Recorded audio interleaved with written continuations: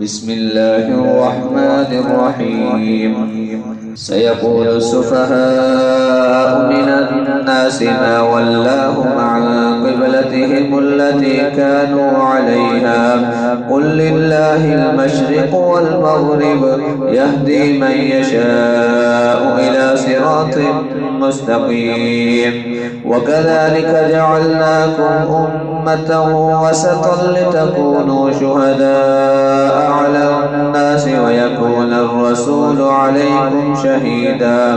وما جعلنا القبلة التي كنت عليها إلا لنعلم من يتبع الرسول ممن ينقلب على عقبيه وإن كانت لكبيرة إلا على الذين هدى الله وما كان الله ليضيع إيمانكم إن الله بالناس لرؤوف رحيم. قد نرى تقلب وجهك في السماء فلنولينك قبلة ترضاها فول وجهك شطر المسجد الحرام وحيث ما كنتم فولوا وجوهكم شطره وإن الذين أوتوا الكتاب ليعلمون أنه الحق من ربهم وما الله بغافل عما يعملون.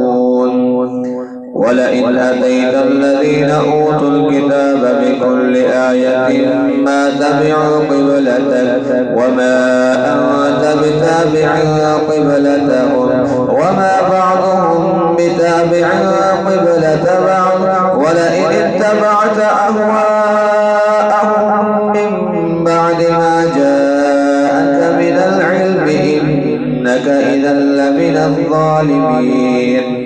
الذين آتيناهم الكتاب يعرفونه كما يعرفون أبناءهم وإن فريقا منهم ليكتمون الحق وهم يعلمون. الحق من ربك فلا تكونن من الممترين ولكل وجهة هو موليها فاستبقوا الخيرات أينما تكونوا يأت بكم الله جميعا إن الله على كل شيء قدير. ومن حيث خرجت فول وجهك شطر المسجد الحرام وإنه للحق من ربك وما الله بغافل عما تعملون. ومن حيث خرجت فول وجهك شطر المسجد الحرام وحيث ما كنتم فولوا وجوهكم شطره لئلا يكون للناس عليكم حجة إلا الذين ظلموا منهم فلا تخشوهم واخشوني ولأتم نعمتي عليكم ولعلكم تهتدون. كما أرسلنا فيكم رسولا منكم يتلو عليكم آياتنا ويزكيكم ويعلمكم الكتاب والحكمة ويعلمكم ما لم تكونوا تعلمون. فاذكروني أذكركم واشكروا لي ولا تكفرون. يا أيها الذين آمنوا استعينوا بالصبر والصلاة إن الله مع الصابرين. ولا تقولوا لمن يقتل في سبيل الله أموات بل أحياء ولكن لا تشعرون.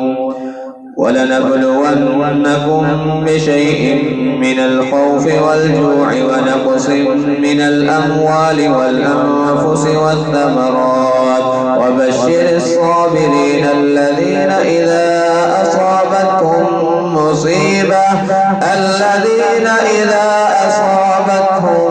مصيبة قالوا إنا لله وإنا إليه راجعون.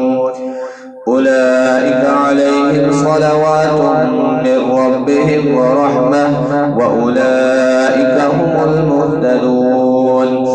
إن إن الصفا والمروة من شعائر الله فمن حج البيت أو اعتمر فلا جناح عليه أن يطوف بهما ومن تطوع خيرا فإن الله شاكر عليم. إن الذين يكتمون ما أنزلنا من البينات والهدى من بعد ما بيناه للناس في الكتاب أولئك يلعنهم الله ويلعنهم اللاعنون إلا الذين تابوا وأصلحوا وبينوا فأولئك أتوب عليهم وأنا التواب الرحيم. إن الذين كفروا وماتوا وهم كفار أولئك عليهم لعنة الله والملائكة والناس أجمعين خالدين فيها لا يخفف عنهم العذاب ولا هم ينظرون. وإلهكم إله واحد وإلهكم إله واحد لا إله إلا هو الرحمن الرحيم. إن في خلق السماوات والأرض واختلاف الليل والنهار والفلك التي تجري في البحر بما ينفع الناس وما أنزل الله من السماء من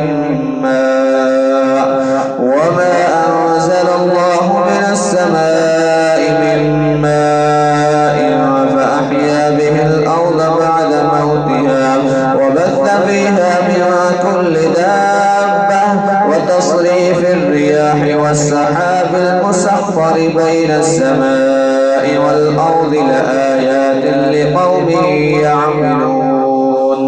ومن الناس من يتخذ من دون الله أندادا يحبونهم كحب الله والذين آمنوا أشد حبا لله ولو يرى الذين ظلموا إذ يرون العذاب أن القوة لله جميعا وأن الله شديد العذاب. إذ تبرأ الذين اتبعوا من الذين اتبعوا ورأوا العذاب وتقطعت بهم الأسباب. وقال الذين اتبعوا لو أن لنا كرة فنتبرأ منهم كما تبرأوا منا كذلك يريهم الله أعمالهم حسرات عليهم وما هم بخارجين من النار. يا أيها الناس كلوا مما في الأرض حلالا طيبا ولا تتبعوا خطوات الشيطان إنه لكم عدو مبين. إنما يأمركم بالسوء والفحشاء وأن تقولوا على الله ما لا تعلمون. وإذا قيل لهم اتبعوا ما أنزل الله قالوا بل نتبع ما ألفينا عليه آباءنا أولو كان آباؤهم لا يعقلون شيئا ولا يهتدون. ومثل الذين كفروا كمثل الذي ينعق بما لا يسمع إلا دعاء ونداء صم بكم عمي فهم لا يعقلون. يا أيها الذين آمنوا كلوا من طيبات ما رزقناكم واشكروا لله إن كنتم إياه تعبدون. إنما حرم عليكم الميتة والدم ولحم الخنزير وما أهل به لغير الله فمن اضطر غير باغ ولا عاد فلا إثم عليه إن الله غفور رحيم. إن الذين يكتمون ما أنزل الله من الكتاب ويشترون به ثمنا قليلا أولئك ما يأكلون في بطونهم إلا النار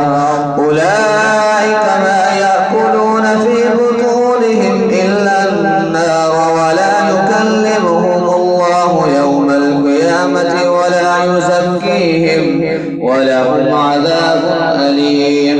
أولئك الذين اشتروا الضلالة بالهدى والعذاب بالمغفرة فما أصبرهم على النار. ذلك بأن الله نزل الكتاب بالحق وإن الذين اختلفوا في الكتاب لفي شقاق بعيد. ليس البر أن تولوا وجوهكم قبل المشرق والمغرب ولكن البر من آمن بالله واليوم الآخر والملائكة والكتاب والنبيين وآتى المال على حبه ذوي القربى واليتامى والمساكين وابن السبيل والسائلين وفي الرقاب وأقام الصلاة وآتى الزكاة والموفون بعهدهم إذا عاهدوا والصابرين في البأساء والضراء وحين البأس أولئك الذين صدقوا وأولئك هم المتقون.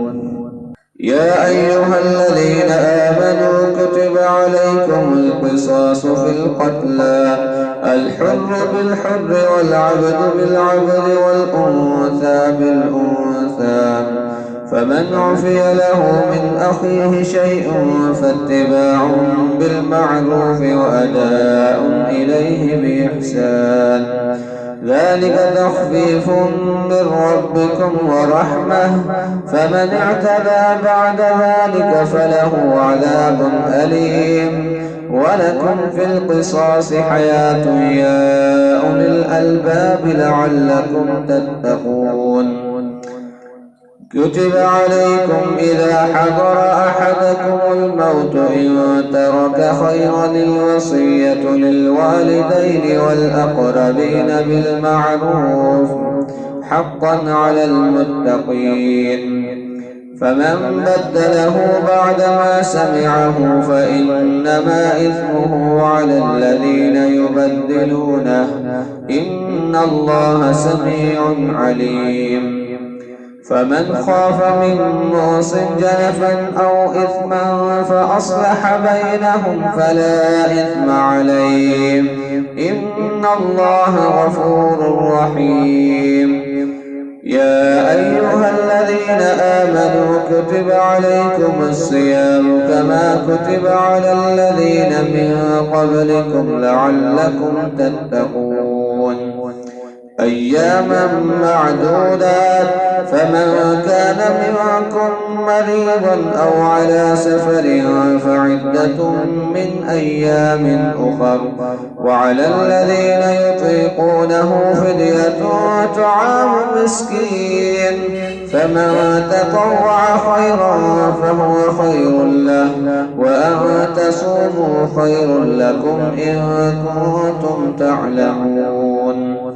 شهر رمضان الذي أنزل فيه القرآن هدى للناس وبينات من الهدى والفرقان فمن شهد منكم الشهر فليصم ومن كان مريضا أو على سفر فعدة من أيام أخر يريد الله بكم اليسر ولا يريد بكم العسر ولتكملوا العدة ولتكبروا الله على ما هداكم ولعلكم تشكرون.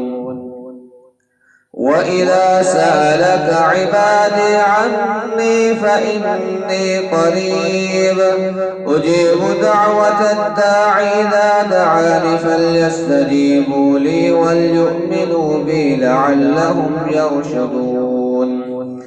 أحل لكم ليلة الصيام الرفث إلى نسائكم هن لباس لكم وأنتم لباس لهم علم الله أنكم كنتم تختانون أنفسكم فتاب عليكم وعفى عنكم فالآن باشروهن وابتغوا ما كتب الله لكم وكلوا واشربوا حتى يتبين لكم الخيط الأبيض من الخيط الأسود من الفجر ثم أتموا الصيام إلى الليل ولا تباشروهن وأنتم عاكفون في المساجد تلك حدود الله فلا تقربوها كذلك يبين الله آياته للناس لعلهم يتقون. ولا تأكلوا أموالكم بينكم بالباطل وتدلوا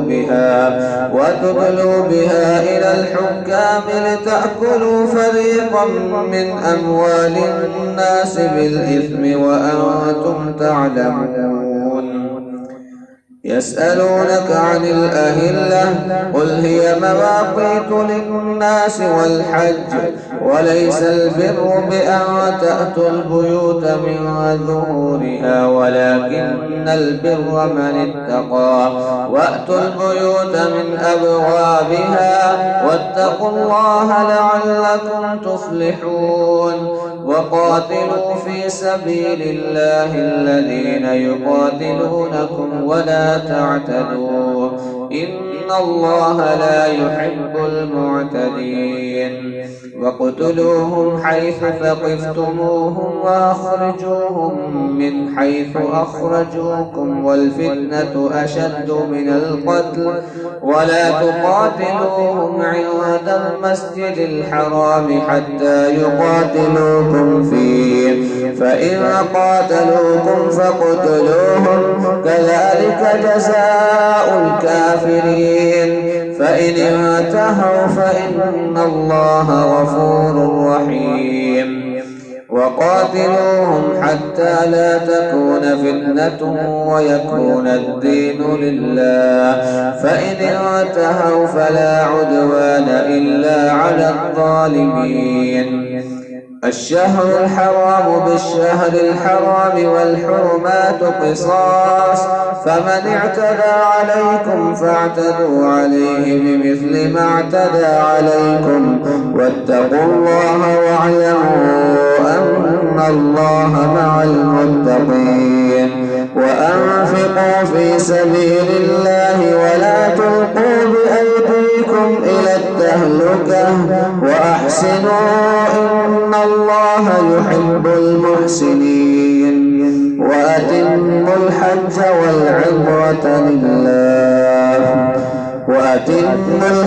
والعمرة لله فإن أحصرتم فما استيسر من الهدي ولا تحلقوا رؤوسكم حتى يبلغ الهدي محله فمن كان منكم مريضا أو به أذى من رأسه ففدية من صيام أو صدقة أو نسك فإذا أمنتم فمن تمتع بالعمرة إلى الحج فما استيسر من الهدي فمن لم يجد فصيام 3 أيام في الحج و7 إذا رجعتم تلك 10 كاملة ذلك لمن لم يكن أهله حاضر المسجد الحرام واتقوا الله واعلموا أن الله شديد العقاب. الحج أشهر معلومات فمن فرض فيهن الحج فلا رفث ولا فسوق ولا جدال في الحج وما تفعلوا من خير يعلمه الله وتزودوا فإن خير الزاد التقوى واتقون يا أولي الألباب ليس عليكم جناح أن تبتغوا فضلا من ربكم فإذا أفضتم من عرفات فاذكروا الله عند المشعر الحرام واذكروه كما هداكم وإن كنتم من قبله لمن الضالين ثم أفيضوا من حيث أفاض الناس واستغفروا الله إن الله غفور رحيم فإذا قضيتم مناسككم فاذكروا الله كذكركم آباءكم أو أشد ذكرا فمن الناس من يقول ربنا آتنا في الدنيا وما له في الآخرة من خلاق ومنهم من يقول ربنا آتنا في الدنيا حسنة وفي الآخرة حسنة وقنا عذاب النار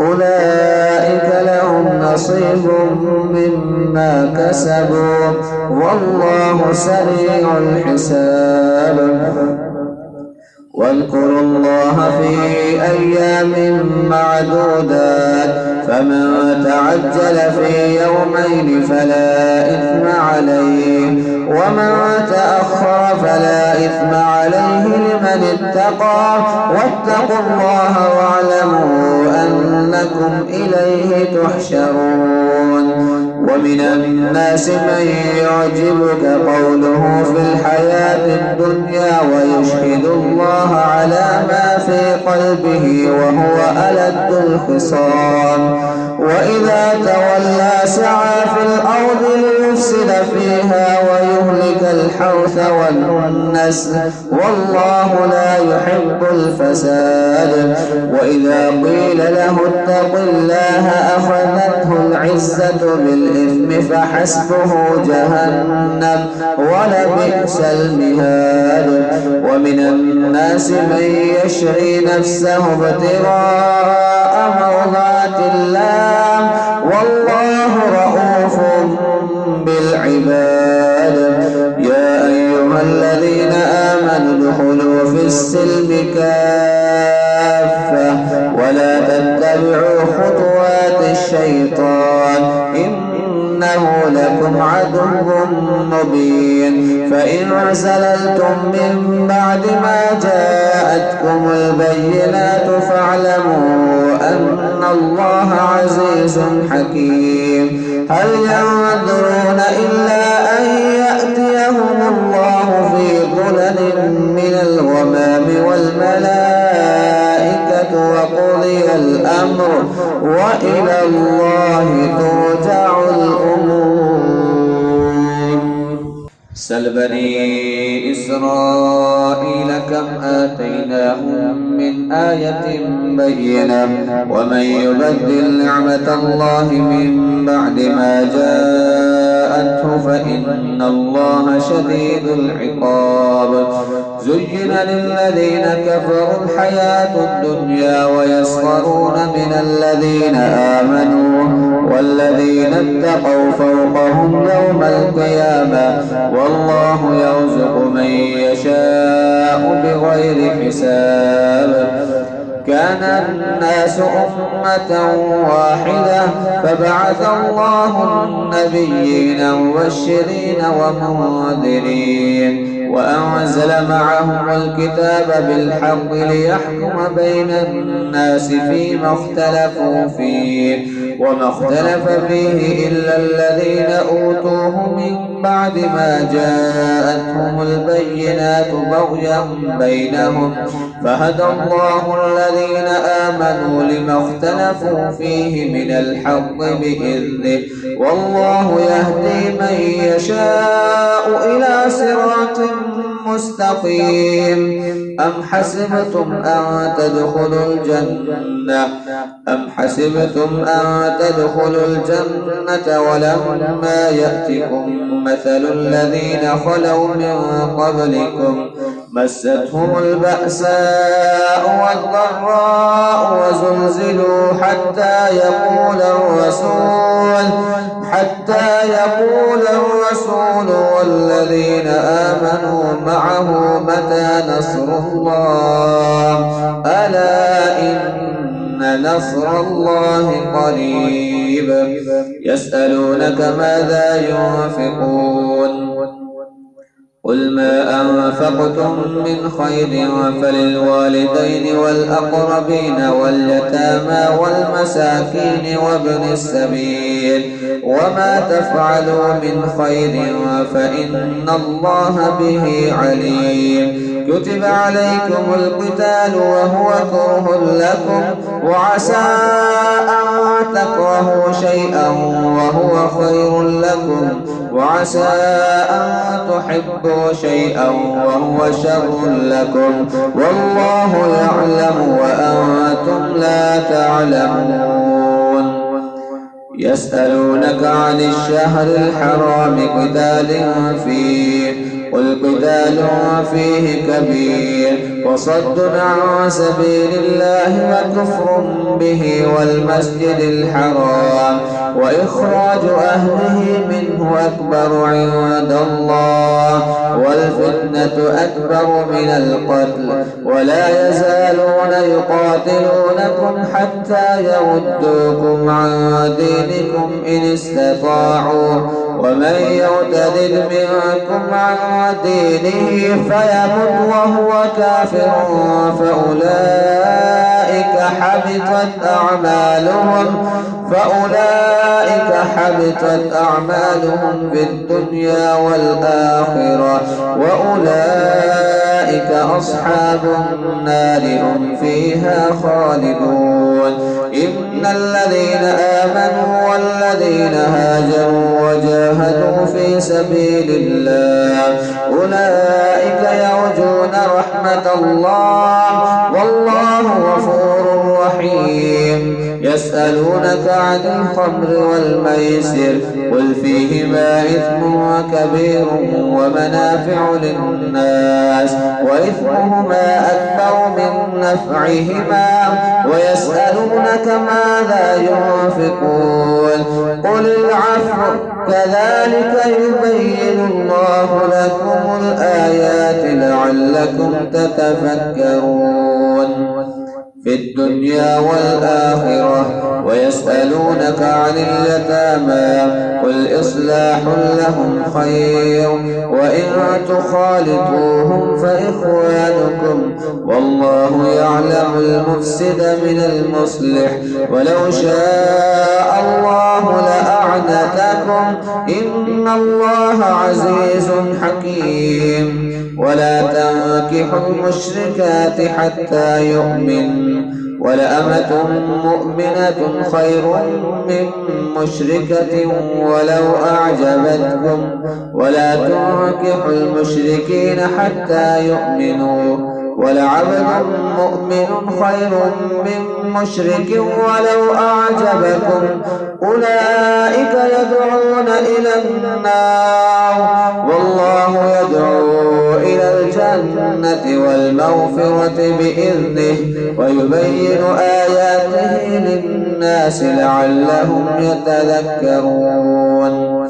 ويسألونك عن المحيض قل هو أذى فاعتزلوا النساء في المحيض ولا تقربوهن حتى يطهرن فإذا تطهرن فأتوهن من حيث أمركم الله إن الله يحب التوابين ويحب المتطهرين.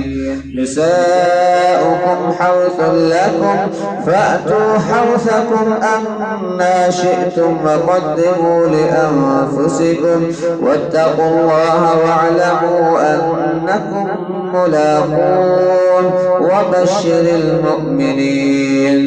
ولا تجعلوا الله عرضة لأيمانكم أن تبروا وتتقوا وتصلحوا بين الناس والله سميع عليم. لا يؤاخذكم الله باللغو في أيمانكم ولكن يؤاخذكم بما كسبت قلوبكم والله غفور حليم. للذين يؤلون من نسائهم تربص 4 أشهر فإن فاءوا فإن الله غفور رحيم.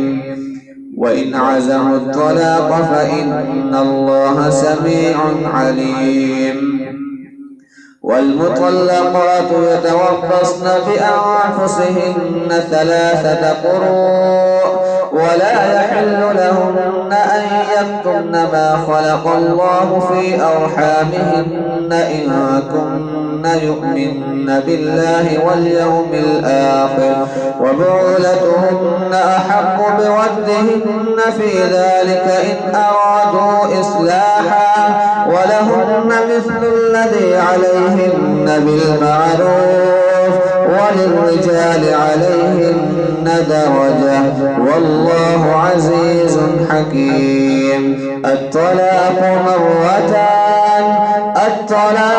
مرتان فإمساك بمعروف أو تسريح بإحسان ولا يحل لكم أن تأخذوا مما آتيتموهن شيئا إلا أن يخافا ألا يقيما حدود الله فإن خفتم ألا يقيما حدود الله فلا جناح عليهما فيما افتدت به تلك حدود الله فلا تعتدوها ومن يتعد حدود الله فأولئك هم الظالمون.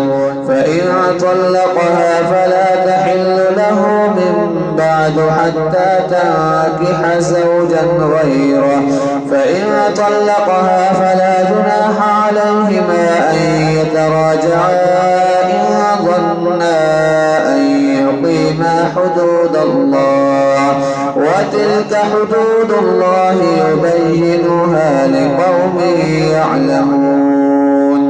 وإذا طلقتم النساء فبلغن أجلهن فأمسكوهن بمعروف أو سرحوهن بمعروف ولا تمسكوهن ضرارا لتعتدوا ومن يفعل ذلك فقد ظلم نفسه. ولا تتخذوا آيات الله هزوا واذكروا نعمة الله عليكم وما أنزل عليكم من الكتاب والحكمة يعظكم به واتقوا الله واعلموا أن الله بكل شيء عليم.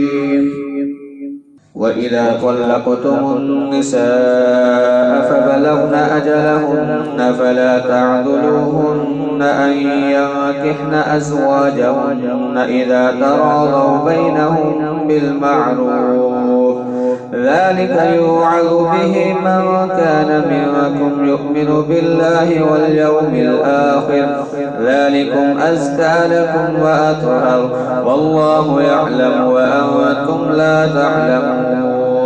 والوالدات يرضعن أولادهن حولين كاملين لمن أراد أن يتم الرضاعة وعلى المولود له رزقهن وكسوتهن بالمعروف لا تكلف نفس إلا وسعها لا تضار والدة بولدها ولا مولود له بولده وعلى الوارث مثل ذلك فإن أرادا فصالا عن تراض منهما وتشاور فلا جناح عليهما. وإن أردتم أن تسترضعوا أولادكم فلا جناح عليكم إذا سلمتم ما آتيتم بالمعروف واتقوا الله واعلموا أن الله بما تعملون بصير. والذين يتوفون منكم ويذرون أزواجا يتربصن بأنفسهن 4 أشهر وعشرا، فإذا بلغن أجلهن فلا جناح عليكم فيما فعلن في أنفسهن بالمعروف، والله بما تعملون خبير. ولا جناح عليكم فيما عرضتم به من خطبة النساء أو أكننتم في أنفسكم، علم الله أنكم تذكرونهن ولكن لا تواعدوهن سرا إلا أن تقولوا قولا معروفا، ولا تعزموا عقدة النكاح حتى يبلغ الكتاب أجله، واعلموا أن الله يعلم ما في أنفسكم فاحذروه، واعلموا أن الله غفور حليم. لا جناح عليكم إن طلقتم النساء ما لم تمسوهن أو تفرضوا لهن فريضة، ومتعوهن على الموسع قدره وعلى المقتر قدره متاعا بالمعروف حقا على المحسنين. وإن طلقتموهن من قبل أن تمسوهن وقد فرضتم لهن فريضة فنصف ما فرضتم إلا أن يعفون أو يعفو الذي بيده عقدة النكاح، وأن تعفوا أقرب للتقوى، ولا تنسوا الفضل بينكم إن الله بما تعملون بصير. حافظوا على الصلوات والصلاة الوسطى وقوموا لله قانتين. فإن خفتم فرجالا أو ركبانا، فإذا أمنتم فاذكروا الله كما علمكم ما لم تكونوا تعلمون. والذين يتوفون منكم ويذرون أزواجا وصية لأزواجهم متاعا إلى الحول غير إخراج، فإن خرجن فلا جناح عليكم فيما فعلن في أنفسهن من معروف، والله عزيز حكيم. وللمطلقات متاع بالمعروف حقا على المتقين، كذلك يبين الله لكم آياته لعلكم تعقلون.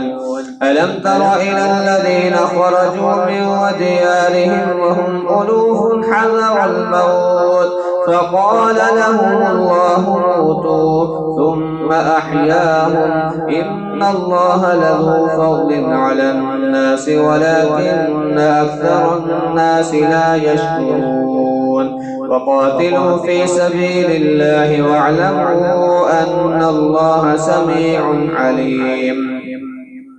من ذا الذي يقرض الله قرضا حسنا فيضاعفه له أضعافا كثيرة، والله يقبض ويبسط وإليه ترجعون. ألم تر إلى الملأ من بني إسرائيل من بعد موسى إذ قالوا لنبي له ابعث لنا ملكا نقاتل في سبيل الله، قال هل عسيتم إن كتب عليكم القتال ألا تقاتلوا؟ قالوا وما لنا ألا نقاتل في سبيل الله وقد أخرجنا من ديارنا وأبنائنا، فلما كتب عليهم القتال تولوا إلا قليلا منهم، والله عليم بالظالمين.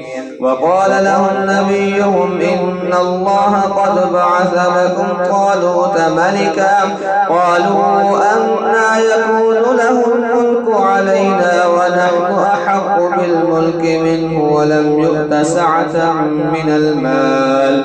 قال إن الله اصطفاه عليكم وزاده بسطة في العلم والجسم والله يؤتي ملكه من يشاء والله واسع عليم. وقال لهم نبيهم إن آية ملكه أن يأتيكم التابوت فيه سكينة من ربكم وبقية مما ترك آل موسى وآل هارون تحمله الملائكة إن في ذلك لآية لكم إن كنتم مؤمنين. فلما فصل طالوت بالجنود قال إن الله مبتليكم بنهر فمن شرب منه فليس مني ومن لم يطعمه فإنه مني إلا من اغترف غرفة بيده فشربوا منه إلا قليلا منهم. فلما جاوزه هو والذين آمنوا معه قالوا لا طاقة لنا اليوم بجالوت وجنوده. قال الذين يظنون أنهم ملاقو الله كم من فئة قليلة غلبت فئة كثيرة بإذن الله والله مع الصابرين. ولما برزوا لجالوت وجنوده قالوا ربنا أفرغ علينا صبرا وثبت أقدامنا فانصرنا على القوم الكافرين. فهزموهم بإذن الله وقتل داود جالوت وآتاه الله